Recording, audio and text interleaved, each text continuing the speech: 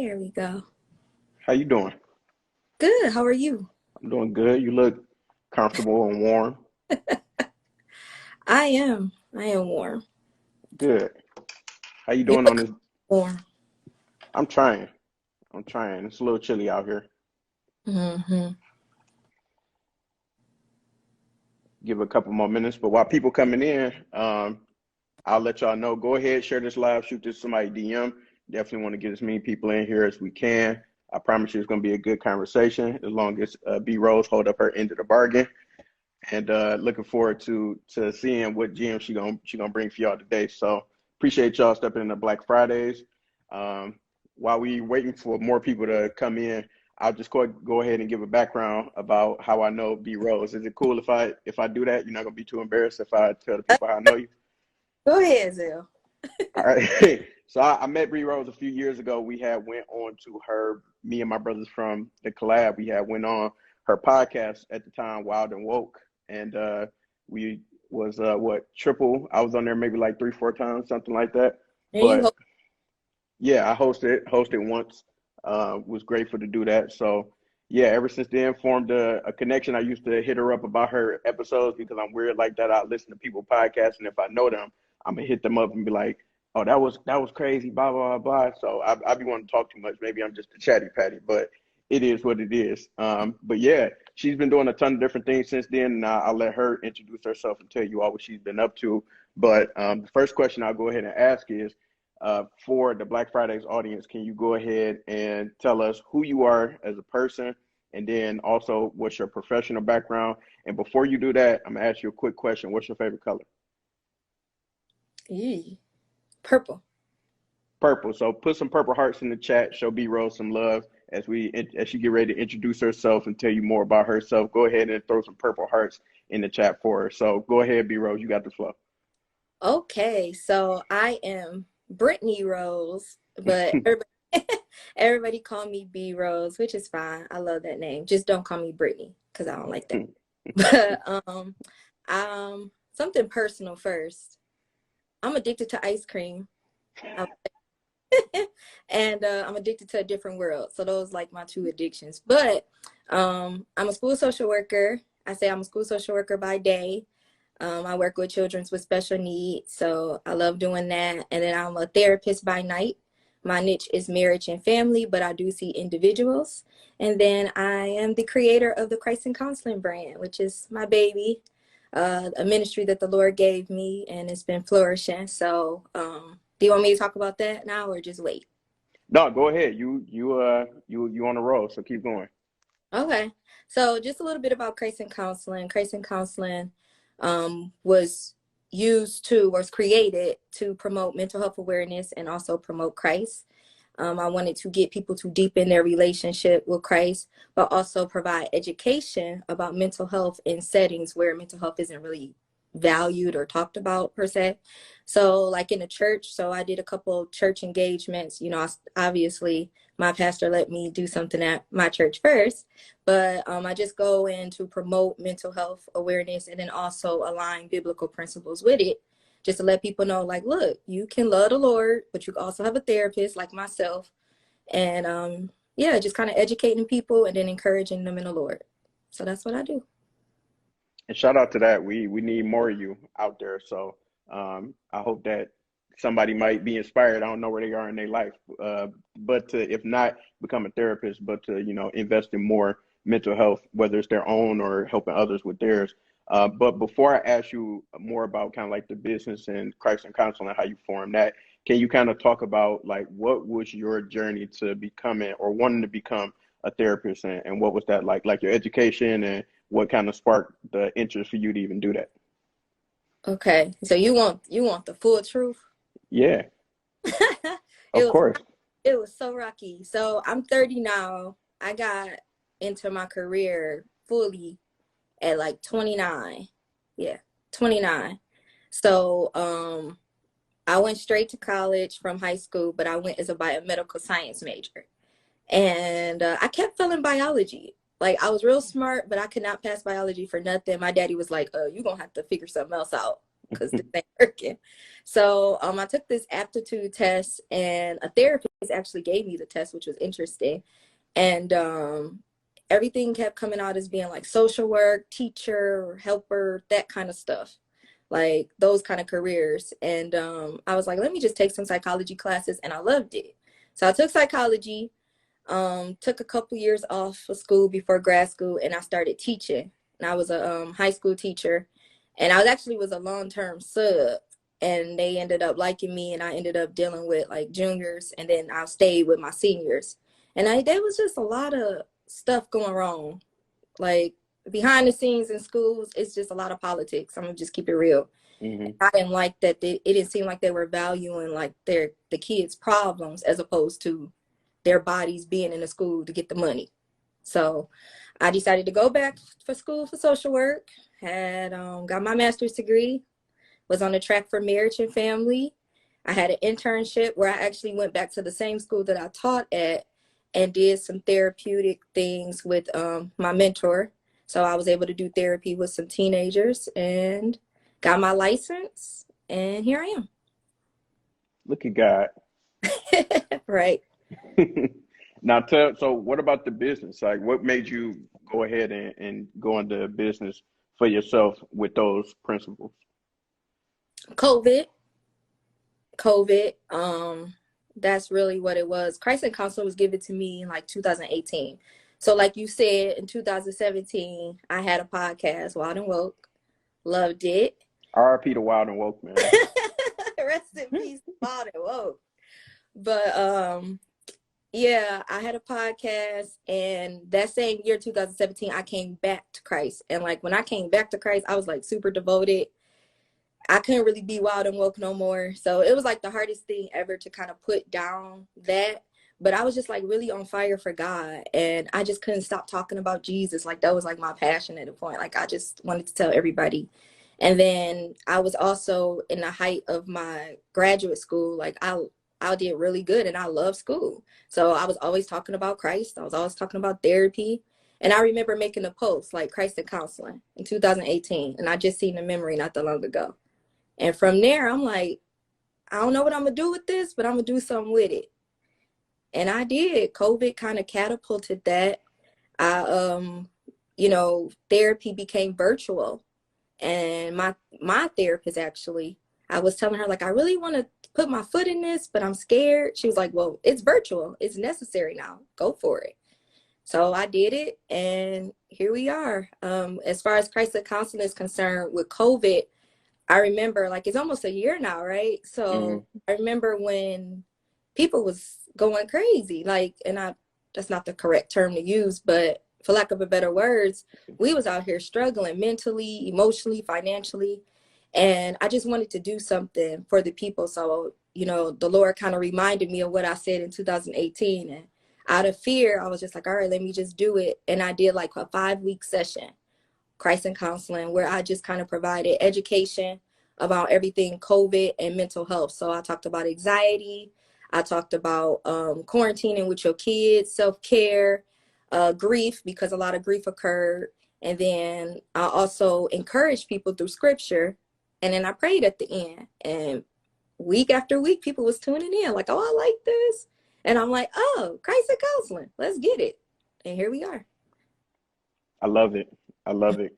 So much, something that's very, I don't want to say underrated, but because I think people are a little bit more aware of like their own mental state and mental health, but sometimes underappreciated, I should say, like in terms of a field and the people who, go in and day out like yourself and do that. My sister is a social worker. So, and counselor, so to speak. I don't know what the terminologies are, but she's in that realm.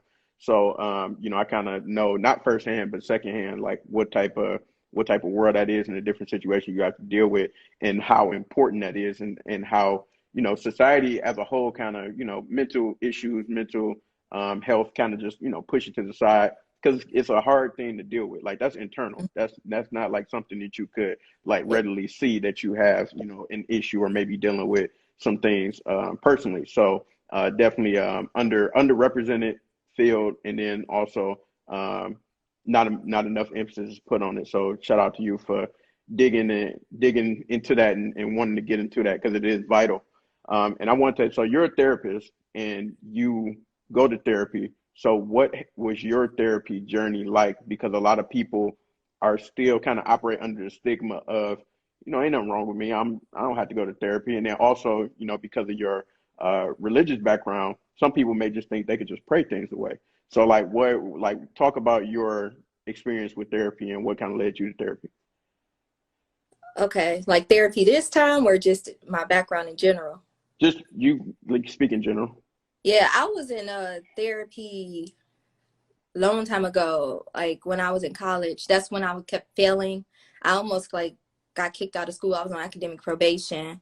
I was in an abusive relationship. So Mm. that's what led me to therapy. And then my therapist was the one that was like, you got to get out of this. This is abusive. So that was like when I was maybe 19 years old. I went to like the college counselor at Grand Valley campus. And then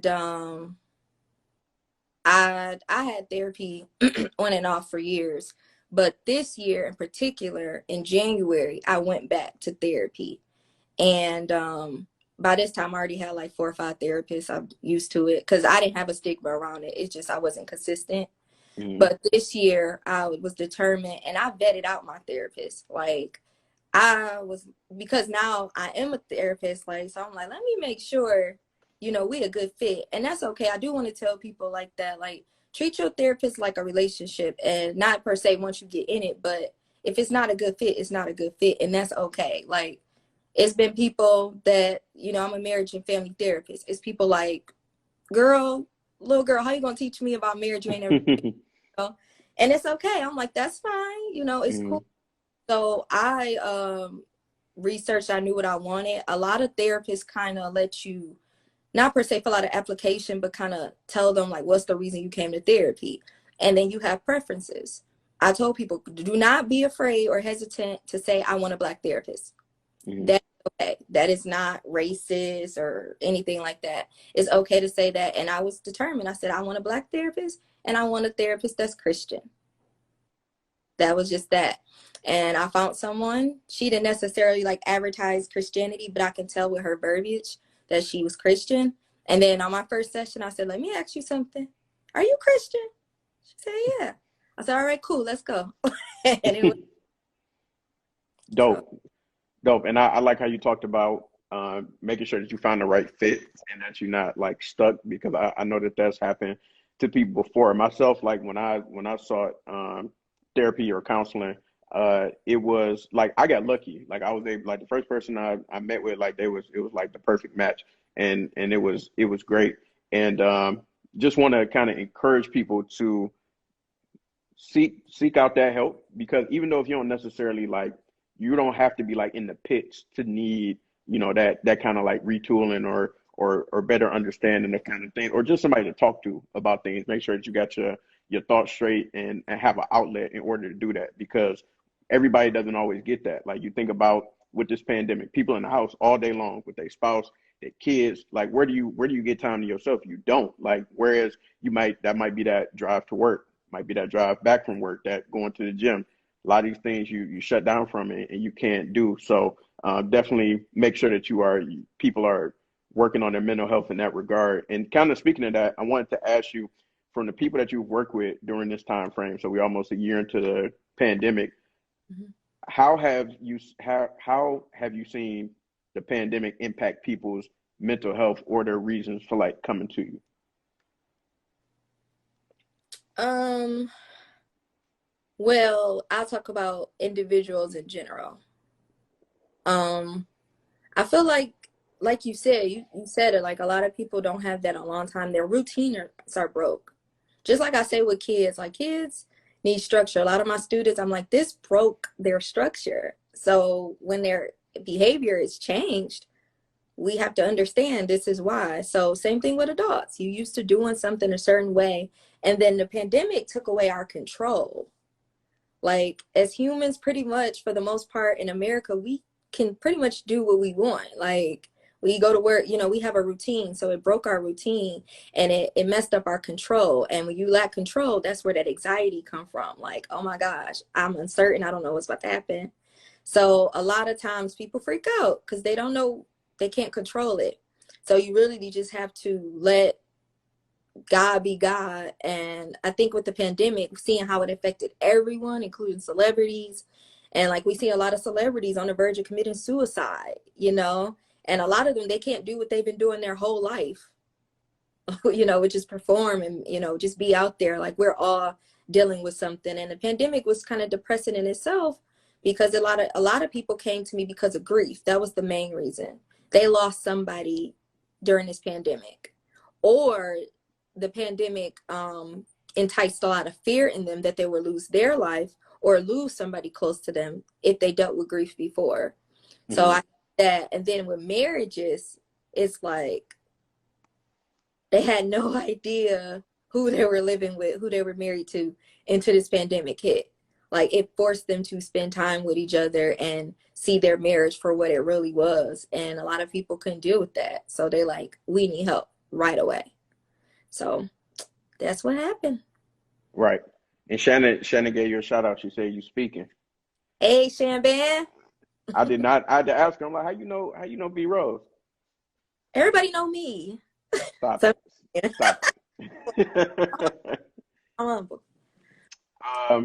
So what's the favorite part in terms of what you do with crisis counseling or what you do as a therapist? What's the favorite part? What's your favorite part about what you do for a living?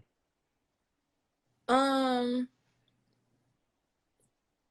like encouraging people. Like my favorite thing with crisis counseling, so I do my prayer calls every month on Thursdays, the first Thursday of the month. And you'll be surprised. Well, sometimes I'm surprised like who actually tunes in, because I'm like, I'm gonna be honest and transparent. I'm a transparent person. So like I would post about prayer and it like would not get no likes. Like it would get likes, but it wouldn't get a lot of attention. And then people tune in when I actually go live, or I wouldn't even know who's on the call. And then I do live videos, and then I'll have somebody always like just reach out and say like, this really blessed me. I needed this prayer today. Um, so that is always good because I'm like, you know, the Holy Spirit was leading and it blessed you. And then as far as therapy is concerned, I love the growth. I love to see the growth in my clients. It's like, I don't know, it's so rewarding to see people, especially most of my clients are Black. So most of my clients are Black. And I do have Black males, which is a little more rewarding. Nothing against my Black females. I love us.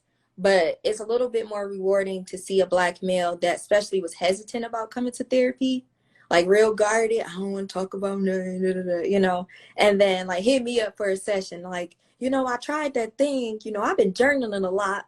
I've been in my thoughts a lot, you know, and then seeing them grow. And I'm like, wow, you know, another Black man that's on this earth, you know, is literally take the time to think about his thoughts, you know, think about how he's impacting others and things like that. And the fact that, you know, just Black people in general go through so much, we got a lot to heal from. Mm-hmm. So the fact that I'm watching people during their healing journey is such a blessing. And I mean, like, dang, you know, I got something to do with that. That's the best part. So We love to see it. We love to see it. Put some more purple hearts in the comment section for us. She out here changing lives and changing the world, one person at a time. So you mentioned journals. So you just came out with your own journal through Christ and Counseling. You also have apparel. You do other things. Can you talk about like the other side of business? So we talked about you being a therapist and you working in that regard, but the other things that you do for business, can you tell us a little bit more about that? yeah, so I have a therapy journal. It's a 90-day therapy journal that literally that was like my first big release. I have apparel as well. Actually, I'm wearing something now, Peace Over Petty, but it's a jogging suit. But my journal, that that was a process because that was literally the Lord gave me that, like keeping me up at 5 a.m. And I'm like, really? Like at 5? But just I wanted to help people get in tune with their feelings. In my sessions, even when my sessions with my students, because I work for DPS, I always pull up an emotion chart. And I always ask, how do you feel today? And they're like, okay. And I feel like a lot of people do that. Like, I'm okay. And I'm like, okay could mean so many things. So in my journal, I wanted to include an emotions chart because I'm like, you really need to be in tune with how you feel. You need to be able to vocalize how you feel, put it to words. And then I want you to think about how you feel. And the journal also has like a gratitude log. So it's like every day, I don't care how bad your day is, it forces you to find something positive in your day. It forces you to be grateful for something. But it also has like a bunch of motivational quotes from like a lot of my favorite people, my favorite scriptures. I have a lot of journal prompts. So yeah, it's a lot. It's there to encourage you, challenge you. The reviews I've been getting is people's like, yeah, it really makes me think about myself. It really makes me check in with my emotions. So that's my journal. And then apparel, I'm gonna be honest, like when I was doing the crisis counseling sessions, the pandemic hit and everybody was making masks. So I was like, let me design this mask. And my first mask was "But God," because that's what I just kept saying. And I'm like, look, we going through all of this as a nation and as the world, you know, it's huge. But God, you know, we gonna get through it. And look at us a year later getting through it. So I put that on a mask, and then I put Peace Over Petty. This was like one of my first ones too. And they sold out. So I was like, let me do shirts, let me do hoodies. So I just started creating and designing. And I was really prayerful about the designs that God led me to, how it represents the brand and things like that. So yeah, that's that side of it. Okay. Let me see. Let me see what else I got for you. Also, I forgot housekeeping. If you all have questions for B Rose while she's speaking, definitely drop them in the comment section or put them in the question section. Want to make sure we get all y'all questions answered. If y'all want to know more about Christ and counseling, if y'all want to know about more as her as a therapist, if you just want to know about her, drop the comments in the chat. Definitely want to get those questions answered. I don't want y'all to be shy because that's not what we do here on Black Fridays. And it looked like we got one. Perfect timing. All right, so how would you encourage more Black men or Black people in general to go to therapy? What are some resources that you think are tailored for Black people and some of the stressors we may have? That's really good. So the first part of the question, how do I encourage people to go to therapy, Black men to go to therapy and Black people in general? I'm gonna be honest, my Black men came to me after couples counseling. Mm, Like they come because they're like trying to salvage their relationship. And then they realize, like, I bring it up. I'm like, you know, you want this relationship to work, you got to work on you a little bit more. And I'll connect them with a therapist. It's one time I actually did take on one of my clients simultaneously, and the partner was okay with that. But to encourage Black men to go to therapy, it's just talk about it. I was so excited. Like, one of my clients, how could I put this? Hood of the hood, okay? He like hood of the hood. And he he's been consistent. I'm just so proud of him. He's very consistent. And he was just like, yeah, I was talking to my boys and I'm like, look, my therapist's gonna be mad if I don't come back for counseling. You're gonna have to drop me back off now. And he was just telling me like he always talking to his friends about it. So it's like word of mouth. Like you should not be, if you're a Black male, you shouldn't be afraid to advocate for therapy. You know, now we see a lot of Black men talking about it now, which is great. You know, we see Big Sean, you know, from Detroit talking about it. We see Charlemagne the God. Like now people are talking about it. But how I encourage Black men, I'm just like, better yourself. How you want to better yourself? You always can grow, right? Come on over. You deal with enough trauma on your own without even having a lot of stressors right now. Just you being a Black male already is difficult. So come talk to somebody about it. You don't have to carry the weight of the world on your shoulders. mhm. And the second part of the question? What are some resources that you think are tailored for Black people and some of the stressors that we may have? But you just touched on the stressors. So do you think there's any resources or do you know of any resources that's tailored towards Black people? Yeah, it's a lot of I'm trying to think of the app. truth be told, Clubhouse helped me find a lot of Black therapists. Like, it's a lot of Black therapists out there. Like, wow, it's a lot of us. And a lot of us, to be honest, we creating our own stuff because, you know, the stuff we learned in school is good and it's helpful, but it's not really necessarily beneficial for our people. Like the DSM-5, which is what we use to diagnose, it is really, for lack of better words, whitewashed. And it's actually this training that I want to be a part of. I cannot think of the girl's name right now, but I think she's a psychologist, and she's breaking down the DSM-5 for, you know, Black people. And a lot of Black people are going into our sessions. We taking the foundation of what we learned in school and we flip it. I know that's what I do. When I first started working with people, and I was doing everything by the book, I'm like, this ain't hitting. Like, I gotta make it tailored to my people. So to be honest, we're creating our own. I know that there's some app.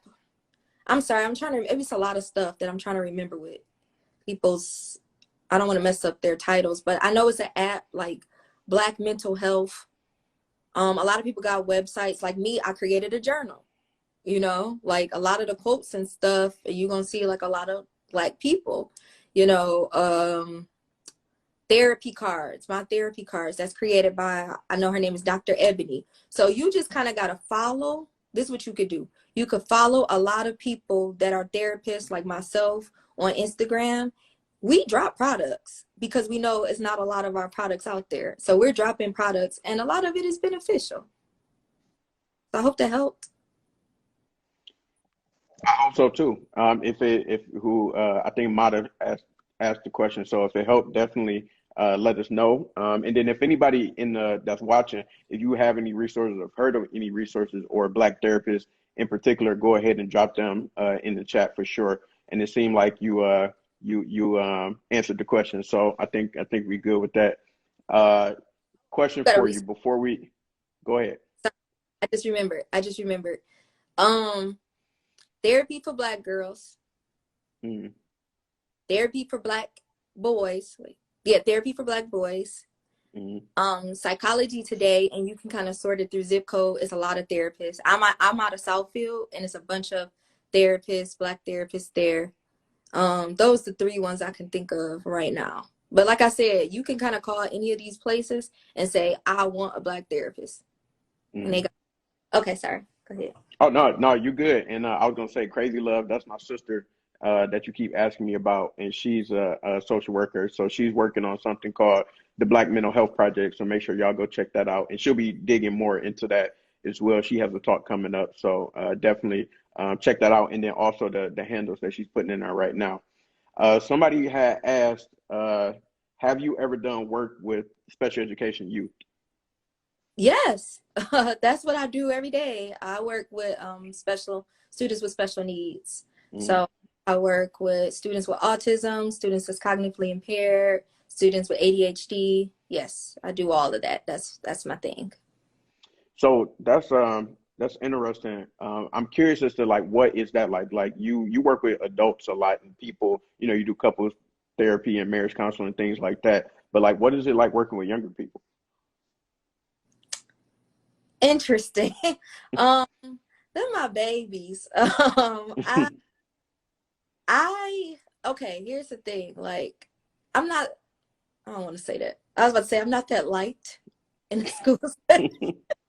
Just because I don't play about my kids and I don't play about kids. And as you know, even in the Black community, children with special needs, they're kind of looked at as, in a sense, sometimes like a check, or they like don't get a lot of they don't get what they need. They don't get a lot of support.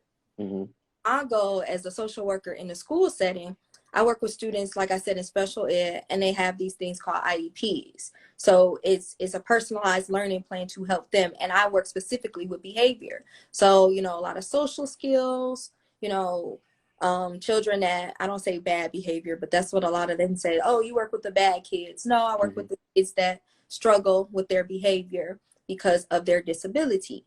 So it's really, in the school setting, I'm more of an advocate. It was really, I eye-opening when I started working in the schools, because I felt like I was spending more time talking to adults, because Mm-hmm. I'm in classrooms advocating for the kids. So sometimes I got to check a teacher just to remind them, like, this kid, you got to work with them.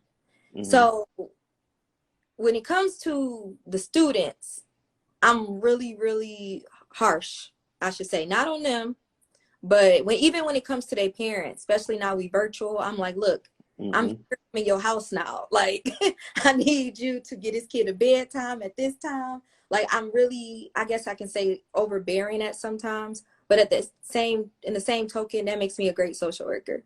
Mm-hmm. So it is what it is.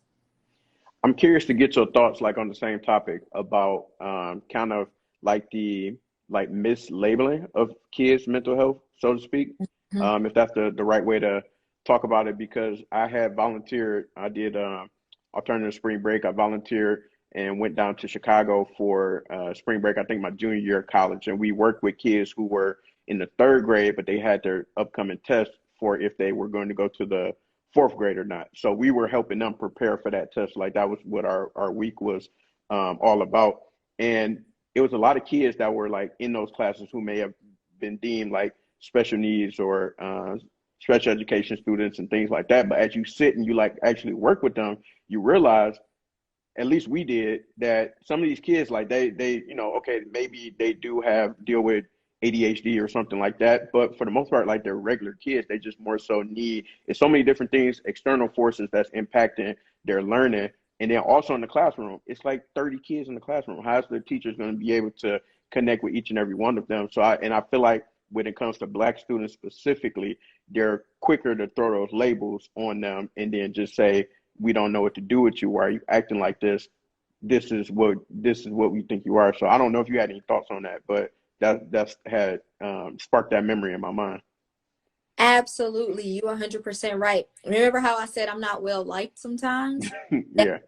it is actually my job, for lack of the better words, because it's kind of technical, but in a school setting, we don't diagnose, we find eligible. So as a social worker, I can find students eligible and I test. So I test my students for autism and for something called emotionally impairment. Emotionally impairment is, if you think about it, a lot of the kids in the juvenile system was labeled that. Hmm. So that's one that I try to stay away from a little bit. And even with autism, so you see, even in certain districts, you see majority Black kids and you see white teachers and white teachers and evaluators and people of other discipline. And they're like, oh, this kid is bad, and throw a label. Even parents, my kid got ADHD, trying to get their kids medication. And it's like, Hmm. no, like, spend time with them, Right. take that tablet away, give them a Right. book, give them some structure. So I see that a lot. And the reason that I say I spend a lot of times talking to adults is because that's where the arguments come. Because if it's down to me and the rest of my team to decide if a kid is autistic or not. Hmm. I'm test for autism. So if I get results and I'm like, I know what you think, but this kid is not autistic, which has happened a few times, it get real. Right. It, because I'm not letting you label another kid because of what you feel.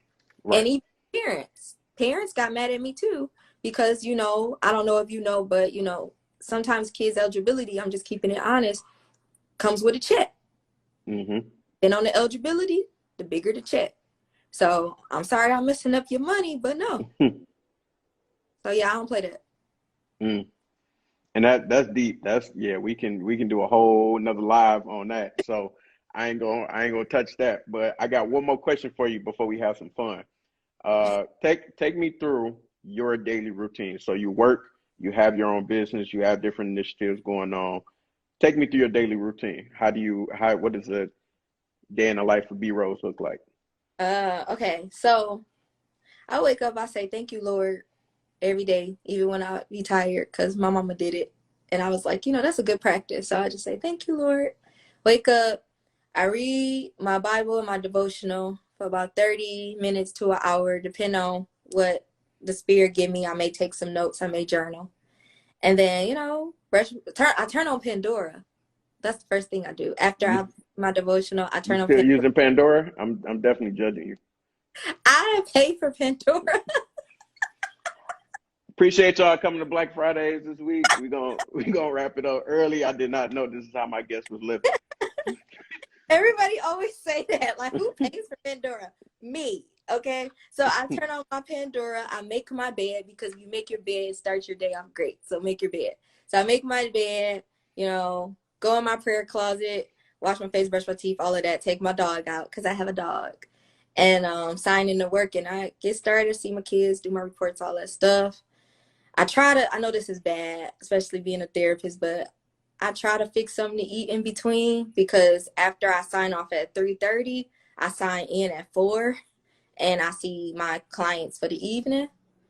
And depending on how late it is, I order dinner or I make dinner, and then watch some TV and relax. May talk on the phone with my best friend, and that's it. Go back to bed. Okay. That sounds like a solid day. Yeah, It sounds very like a solid busy. day for sure. They said the only thing that's wilder than listening to Pandora still is listening to iHeartRadio. Shut up. All right. So now it's time for some fun. I don't know how familiar you are with Black Fridays, but now this is my favorite part of the show, Freestyle Friday. Okay. So Freestyle Friday is very simple. I have some questions for you. They're all about you, so you can't get them wrong. I will hope that you don't get them wrong. And I only got 2 rules. You answer every question, and you answer honestly. That's all you got to do. Oh, I thought I was about to rap. I mean, I you was can do that too. You can go ahead. like, okay. So, you ready? Yeah. All right, let's do it. So, you hit the lottery for $10 million. Money's in the bank. What are the first 3 things that you're doing? The first 3 things that you're doing as soon as that money hit the deposit, what you going to do? 3 things. I'm about to pay my tithes. Okay. So Pay my that's tithes. what, 10% of that 10 mil? So a mil? That's a blessing. Yeah, absolutely. Um, Pay my bills, like all my bills. Okay. Then I'm gonna go shopping. What? See, now I'm laughing because I know my own plan. Do you want to hear it? Yeah. So my personal plan is if I hit the lottery for a crazy amount of money, I got to get out of the way. So I'm disappearing for like 2 to 3 days because I got to. Because as soon as people know that I got the money, they're gonna be on me. So I got to disappear. I'm gonna hit up my people and I'm just let them know. I'm be like, hey, listen, meet me here. Don't worry about nothing. Don't worry about buying no tickets, no none of that. Don't even pack your bag. Just meet me here. I'm gonna send you where I am, wherever I'm at. We're gonna come together. We're gonna, figure out what needs to be done. We're gonna have some fun. We're just gonna disappear for a minute, have some fun. And then, we pop back up. But you can't go back to where you was before. So me, I would probably go back to work. It's just a matter of how long I would be back at work. So and I will hope my people do the same. Just let them know, like, hey, listen. Especially if I hit like in the triple digits in the millions, it's a wrap. It's a wrap. We all good. We You good so for a long time. you thinking about people. I'm sorry. I'm like shopping. No, no, no. It's all good. That's something one of my mentors had told me. He was like, yeah, man. He was like, yeah, man. I'd be scared to give you money because you got a bleeding heart, man. So he was like, if I give you $50, you gonna spend 45 of it on somebody else. So that's how I roll. I'm a nice guy every once in a while. Yeah, I mean, I will go shopping for other people, but I'm gonna go shopping. Right. Oh, of course, of course. That needs to be taken care of immediately. Okay. So I think I know the answer to this because you already told us how you were rolling. But Apple Music or Spotify? I hope that you get this. I hope that you get this one right. I gotta pick one or the other. Yeah, one or the other. It ain't no both. Apple Music. You 0 Am for 2 so far. I'm good. No, you're not good. You Apple Music over Spotify? What's wrong with you? I have Spotify too, but Oh my Apple God. Music, I love Apple Music too. Oh my God. Oh my God. Okay. All right. We're gonna move past that. I'm try not to judge you moving forward. What's the best thing you know how to cook? Ooh, I know cook a lot of stuff. You know what? Everybody always asks me fried tacos, deep fried tacos. You know, you had my fried tacos. Yes, I did. They good, ain't they? Don't play. Don't even play like that. You know they good. They were good. I'll just say that. Hold on. Somebody talking about Google Play. Brother, I'm going to have to ask you to leave the chat. I'm going to have to ask you to leave the live. We don't need that type of energy in here, sir. Thank you very much. Also, everybody that's watching, go ahead and drop your answers to the questions as well for Freestyle Friday. We in here with B Rose. If you got any questions for B Rose, put those in there that you want to know while we're doing Freestyle Friday in the comments or in the question section. So moving on, what song do you currently have on repeat? Ooh.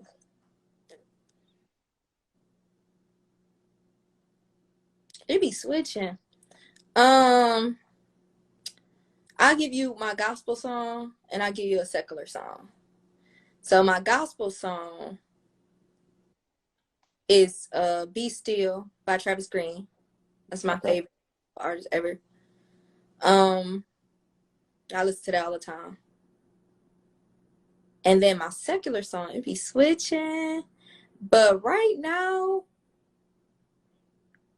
it's her. Dang, I cannot think of the name of it. And I listen to it all the time. Damn it. I listen to her all the time. Her, Lennox. So them three artists, I just repeat. Okay. All right. That's no, you gotta give me a song. I can't let you go that easy. You said you was gonna give me a song. I need an actual song. You gave me 3 artists. I want a song. Okay. Ella Mae Close. Okay. We can work with that. We can work with that. Yeah. What is something that you wish people would do more often? Read. No. What I wish people would do more often is pray. People need to pray more. Just pray. And read secondary. There we go. All right, cool. That'll work. What's the biggest lie you told as a child? Oh. I ain't lie like that. I guess I will always lie and say that I didn't do something. Like I would say I didn't do that, and then I would kind of around and fix it. Like if somebody say, you know, your daughter did this or Brittaneyrose did that, I'm like, I didn't do that. Well, I kind of did. Yeah, I did. Some things never change. I'm a state professional on your show. I love you too. All right, so what did you want to be growing up? Obstetrician. Really? OB-GYN. Yeah, I said I went to school for biomedical science, failed biology. My dad said, you're going to have to do something else. How come the alternative wasn't like, all right, we really got to dive in here. We got to get you these bio resources so you can be an OB-GYN. Or do you feel like they knew that that's not what you were supposed to be doing? I don't think that, because I was cold in high school. I think that's what the issue was. The structure of college was so different from high school. Like, I didn't have to study in high school. I read. And then I made him, my mom was a nurse. So we used to do like these exhibitions in school. And I always did something scientific, like science related or something. So I created I did something on STDs in like 11th grade, and I made like homemade gonorrhea so people could know what like the different STDs was. So I was interested in that type of stuff because I wanted to be an OB-GYN. So when I went to school, the structure of learning was just so different. I just could not pass biology. I had tutors. I don't know. Maybe I didn't apply myself, but I just could not pass it. I sucked. Fair enough. Fair enough. You exactly where you're supposed to be. That's all that matters. Yeah, see, look at God. So you had a few jobs. What's the most random job that you ever had? I was a barista at Big B Coffee. How come I never knew this? If you it's funny when I have like little hostings and stuff, like Christmas hostings and stuff, and I used to make like host like Christmas parties and stuff, I will always make hot chocolate, and Mm, I'll whip that boy real good. Like, yeah, that's the barista. But the funny thing is I don't drink coffee. mm, I don't drink coffee, but I worked as a barista. And I worked at Family Video too. wow. Yeah, I'm learning a lot today. Yeah. Shannon said, "How was you making?" This gonna sound wild as hell on the replay, but Shannon said, "How was you making homemade gonorrhea and whatever you was making, trying to do your biology projects?" Chlamydia. Yeah, yeah, that too. um, Cottage cheese. And my mom showed me how to do it. It was like cottage cheese and a whole bunch of other crap. And I made it have a smell. I tried to get it like as close to the smell as possible. All And right, then I move. We moving on. We moving on. We moving on. I'm sorry. I'm sorry that I asked. We moving on, or I'm gonna throw up. have safe sex or be celibate. Yep, dude. Yeah, that too. All that. Wrap it All up. all right. So, in your opinion, who makes the Hmm. best? In your opinion, what chain pizza spot makes the best pizza? Oh, Jets. See, I knew I liked you. I knew I liked you. That is exactly the right answer. I want to know what y'all think in the chat. Who make the best? What chain restaurant makes the best pizza? I'm with B Rose. I'm saying Jets, and then maybe a close second. I Hungry don't know. House. Pete. No, no, no, no. Not Hungry Howard. People.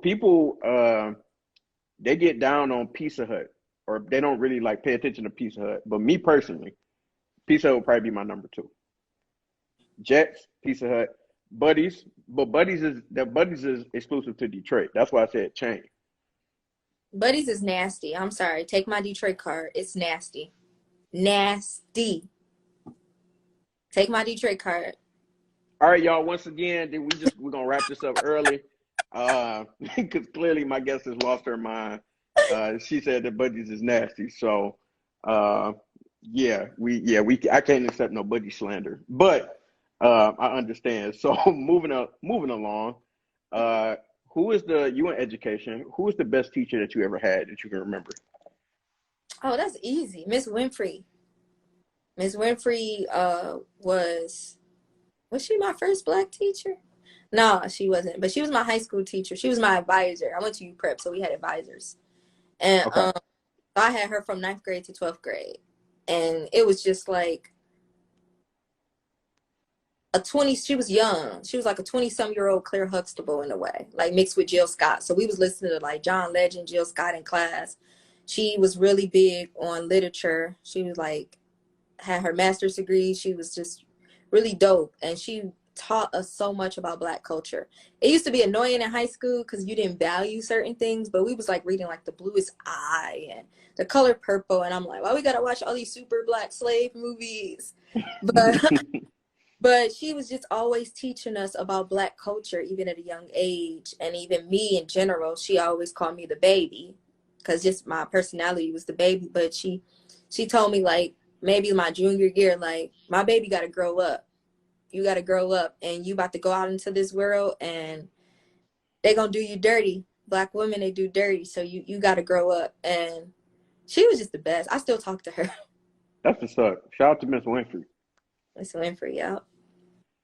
And do you have a favorite quote or a quote that you really like? I kind of got a favorite scripture, Give us but give us that. his grace is sufficient for you. 2 Corinthians 12:9. That is actually on my shirt. I got a shirt that says that. That's my favorite scripture. I got a few of them, but that's my favorite scripture. Say it one more time for those who don't read the Bible. His grace is sufficient for you. So that means, in layman's term, his grace is all you need. So even in your weakness, you get your strength from the Lord. Amen. Man. Amen. So go ahead and put some 100 emojis, some fire emojis, whatever you want in the comments. She's semi-successfully passed Black Friday. We had a couple of hiccups there, but we made it. It was a little rough, but she did make it through. So go ahead, congratulate B Rose on Black Fridays. We appreciate you participating in my shenanigans. So I have a few more business questions for you. I wanted to ask, who has been a big help to you during your time in business, or on your journey to being where you are professionally? Who has been a big help for you? Mm. You know what? I can't name one person. I can't name one person. I'm blessed. My support system is pretty dope. Like my friends are there. You will be included in that, I guess. But yeah, but my mom, my therapist, my pastor, like my church family. Oh my gosh, like I'm blessed. Everybody. That's what's up. Shout out to community. And, Yes. Yeah. and so, because I know you do a lot of things, and you're human. Everybody gets kind of ran into the ground, like emotionally or whatever. How do you recharge? Like, what helps you kind of like get you back going when you might be like in a rut, or you just kind of like grinding, trying to get through whatever you got going on? Like, what recharges you? Pandora. It's like no. Oh no, no, no, no. It's playing. Um, no, I said this a few times prayer. Like when I'm just like, Lord, what in the world? I'm just stuck. Like I'm just surviving. I'm not living. I gotta go back to prayer. If you know me, I fast. I fast to recenter myself. I have to fast. So sometimes I be on social media. Most times, like I'm not talking on the phone. Sometimes I'm not watching no TV, no music, except like gospel music or sermons. But like I literally have to take myself out of the world for a second, as much as I can, and recenter and refocus back on God until I'm ready and built up to re-enter. So I fast and I pray. Okay. And do you have any like activities that you might do? Like some people watch TV, some people read, some people go fishing. Like, do you have any activities that you do? Yeah, if I'm not like trying to get clarity or grow deeper or, like hitting kind of like rock bottom maybe, and I'm just chilling, I love TV. I love a different world. I watch that, but I like TV. I love to watch TV. I don't get a chance to watch TV a lot. So I'm usually like on Fridays, if I wasn't doing this wonderful Black Friday show, I would be eating some ice cream or a bowl of cereal or eating pizza, one of those three, and then be watching TV. Like that's my way of doing things. I don't hang out on Fridays. Saturdays, yeah. Fridays, no. Those is for me to just relax and watch TV. Understood. And if I wasn't doing these wonderful Black Fridays, I would actually no.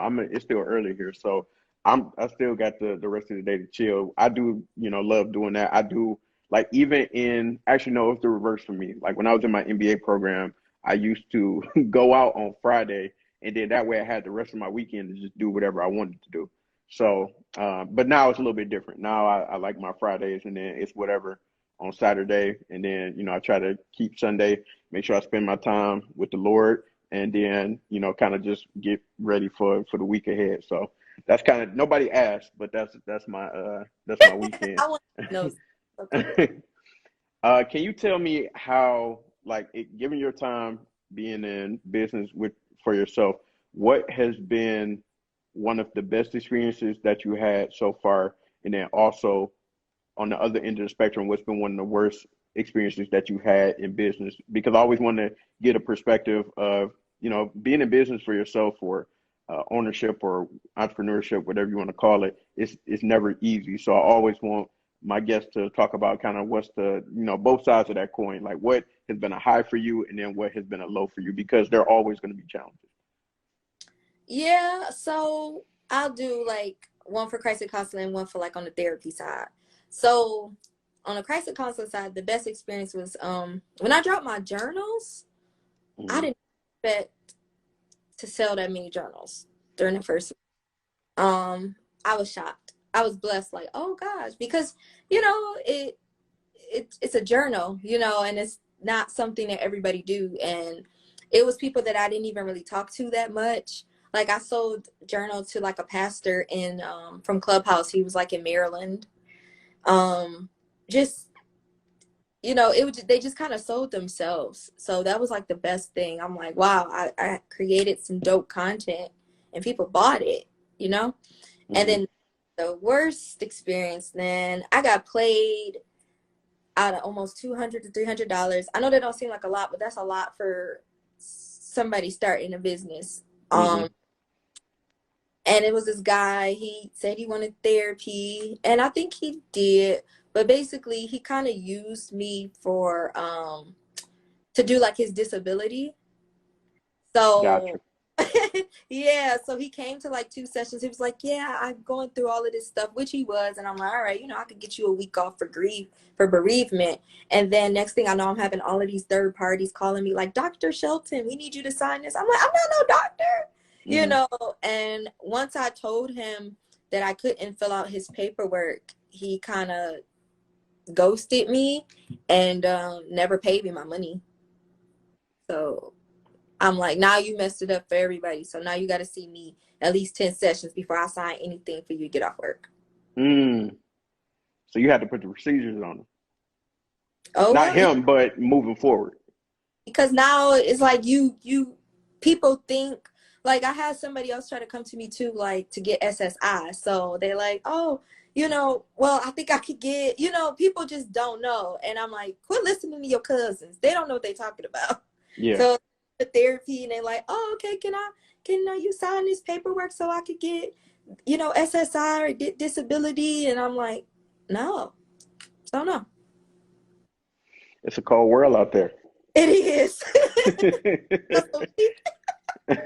But the most important thing is that you learned something from it and you was able to move differently moving forward. So that's what you got from it, which is dope. Why do you, in the essence of Black Fridays, why do you feel like it's important to support Black business? Because we out here, first of all, it's a lot of people doing dope stuff. Black people are so amazing. They're so talented. Like, you see the pandemic cultivated so much. It like really catapulted a lot of Black businesses. And I know I always try to support Black business. I always do support Black business, not try. Because I feel like we need to be out here. We need to be represented. And we need to knock off that negative stigma that, oh, Black people are unprofessional. No, we not. Certain people are, but you go to Target if you have that experience, so shut up, you know? You know, so just go out there and support, because at the end of the day, we are the one that's bringing stuff back to our community. We are the one that's inspiring the youth. We are the ones that's giving other business owners hope. So why not support Black businesses? Yeah, most definitely. And yeah, that's interesting that you say like you go to Target and have bad experience and people still keep going back. And it's like we put an unnecessary stigma or perception on our own businesses or people that might look like us businesses that we don't with the big boys, with the big corporations. So you need to keep that same energy. And then also I had a guest that kind of talked about vice versa. Whereas even though like I'm not gonna come in and just, be on your neck about things, but I'm gonna do my best to try to let you know like, hey, your process is not the best. You might wanna do X, Y, and Z, or and try to help like, help you do better business moving forward. So that's Right. also important as well. And even though that's not the easiest thing to do, tell somebody, hey, your business sucked, or you might need to find a new profession. That's not the easiest thing to do, but we got to try to figure out how to find ways in order to do that, and then to help move forward. And then one of my favorite things I like to do, like you said, why not support Black business nowadays? When it comes to gifts or anything like that, like I'm trying to buy Black, or if it's something dope that I like, instead of me going to get a shirt from wherever, somewhere in the mall, I'll buy it off of this Black owned website, and then I can build my what do you call it? I don't know. I build my closet up that way. Like that's how I'm starting to think Or like, support these retailers, these Black retailers. Yeah, me too. Like I got a bunch. I got so many shirts that I ain't even wear yet. So it is what it is. I'm gonna wear them though. Yeah, now I just got it. If I can figure out how to get more shoes from black people, it's a wrap. Like Nike, count y'all days. Like it's Yeah. over. So yeah, that's one thing I'm trying to figure out. And do you have any favorite black owned businesses or black owned business that you want to shout out? Like I said, I don't see that picking favorites. I'm gonna No, just you say, don't have to just it could be anybody. Just shout your people out. um, well, I've been using Loud Body products. See my skin, it look nice. Um, I've been using that Loud Body products. That's from my friend Stephanie. We call her a scientist. I don't know exactly what her title is, but she's in that field. She got her master's degree in that. So I Mhm. use her products. I do like the lip bar. I do like that. They're from Detroit too. Um, and I gotta say this, and you could judge me, Denzell, if you want to, but I've been really messing with Yoshi because I get a lot of takeout sometimes because Mhm. of work. So I've been messing with Yoshi a lot. And they black owned and they better than Benihana. Benihana people just use for the name. But Mhm. Yoshi got some seasoning to their chicken and stuff. So that's just a few black businesses that I been patronizing the last couple of weeks. Okay, that's what's up. Um, what should we expect from you next? What does B Rose have going on? What are you dropped your journals, you got your business going, you're doing your therapy sessions. What do you have going on next? Okay, so I'll make this quick. I got a few things. You know, I always got something. So the first thing is I'm condensing my journal. I'm still gonna have the 90-day journal for the journal heads, but I'm going to condense it and I did condense it and have a 30-day journal. So it's smaller, it's cheaper. For those who can't commit to 3 months, but like, you know what, I can do a month or I can try to do a month. So I'm doing my 30-day journal. That should be dropping, I think, March 5th. Um, Second thing is, oh, my book. I think you even remember, but I was writing a book way before my journal called It's Complicated. And like I said, I'm a marriage relationship therapist. So this book is about different relationship statuses. So it is a fiction book, but it is like also a self-care book. Not self-care, my goodness, self-help book for singles, people that's in relationships or in situations. And I'm also going to create a workbook connected to it. So if you can do some exercises in whatever your relationship status is. Mhm. So that's coming. So the book is called It's Complicated and the workbook is called Uncomplicate It. So I'm excited about that. And then, oh, spring cleaning. Spring cleaning is coming up. Just like I said last year around April when I first started doing crisis counseling sessions, virtual sessions, I'm doing a spring cleaning seminar. So every week, starting April 16th, I'm going to do different topics online and then also integrated. The prayer calls are still going to be happening every month, the first Thursday of the month at 8 p.m. And then also new merchandise, steady dropping merchandise. I got a shirt that says healing. What does it say? Healing, handle with care. So I seen a lot of people was liking that. So that will be available this weekend, next weekend as well. You can get it at a pop-up shop I'm going to be at. So Okay, and shout out to Pop Up. Tell people where they can find it. it's going to be on my page. I cannot think of the street. Oh, I do know the address. It's at 3131 Arndt, it's a West Side Street, ARNDT. Help me out. You know? No, I I don't know. don't. West Side No. Street. On my page. It's gonna be March the 6th. I'm sorry. It's this next Saturday at I think 3 o'clock. I'm sorry, my details is off, but it's on my page. So I'll be there with all my products and my journals and stuff. All right, cool. So make sure y'all be on the lookout for that. And because I'm stingy, I'm gonna ask you another question. What advice would you give to anybody who's trying to start their own business or start their own brand or may want to be in the same field that you're in, but don't necessarily know how to get going? What advice would you give to them? That's like three different questions. It is. So Okay. I need three different answers. For anybody that is trying to start their own business or brand or got an idea, first things first, I say this all the time, pray. I know you're like, how many times you gonna say that? I don't care. Pray about it. Make sure you have a God idea and not just a good idea. Because even if God gives you an idea, that don't mean it's time to go forth with it now. Like I said, Christ and Counseling, that the gym dropped in 2018. It was ready to go forth and grow in 2020. So just be patient. Talk to God before you go run into social media asking people what they think, getting everybody's opinion on stuff. I'm not saying it's something wrong with doing that or talking to your friends, but literally ask God to order your steps so he can put you in the right direction so you can go forth and your business or your brand can flourish.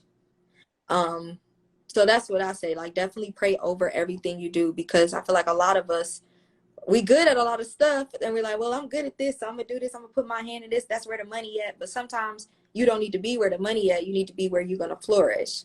Right. So that's my advice for that. As far as my field, check your heart first. You know, it's some cold-hearted social workers here. I'm like, how are you a social worker? I feel like this job is not for the weak. I'm not saying like I'm just a super strong person, but like you definitely have to pour into yourself. If you are willing to step up and do this kind of job, whether it's social work, being a therapist, or even in the helping field like that, you need to take care of yourself and you need to get a therapist.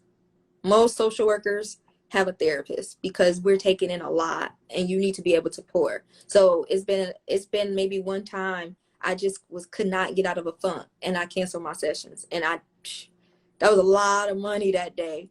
But I care more about my clients than the money. So I'm like, I'm not in the right predicament to help you right now. So I'm just going to take this day off and then I'm back next week like I never left.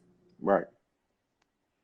Love it. Love it. That was very sound advice. And it was beautiful. So because you did such an amazing job today, and I appreciate you coming on Black Fridays, I'm going to ask my guests one more time, drop some purple hearts in the comment for B Rose, give her flowers. We appreciate her stepping into Black Fridays. I always like talking to you and running different ideas by you. You know, you're a marketing maven because you be coming up with all types of wild ideas to push your stuff and making sure that you push it. So, but love talking business with you. You actually do it. So that's always an amazing quality and amazing thing. And happy to see how Christ and Counseling is growing and how you can grow with the business as well. And you got some great products. I don't like telling you that because your head get too big, but you do have some dope stuff, and your products is getting better and better. So yeah, definitely keep going. And then, like I said in the comments, give her some encouragement, make sure that she keeps going. I want y'all to check into all of her social media, her website, so that y'all can follow her and see the journey, and then also support. And then can you give them all of your handles where people can follow you? Yes, you can follow me at Christ and Counseling _ on Instagram. You can follow me at Christ and Counseling on Facebook, and then go to my website at www.christandcounseling.org. Okay, I got this like cute hoodie. See, I got a lot of stuff up there, so just definitely go there, check it out, and just follow me to see what's coming next. Okay. For sure. Go run her numbers up. Go buy something. Go follow the page. Go like some pictures. Go share her post. Go run the numbers up. So make sure that y'all show some love. And so yeah, this has been another amazing Black Fridays. We're gonna be doing this again next week with another amazing guest. And once again, B Rose, I appreciate you for coming into Black Fridays today and telling us your story. I'm gonna talk to you soon. And for everybody else that's watching, I'm gonna see y'all later. Bye. All right. Thank you.